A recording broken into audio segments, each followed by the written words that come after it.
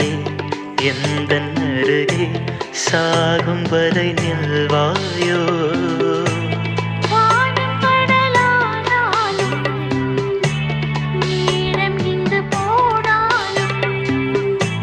காற்றலைகள் ஓய்ந்தாலும் நம் உறவு மாயாதே.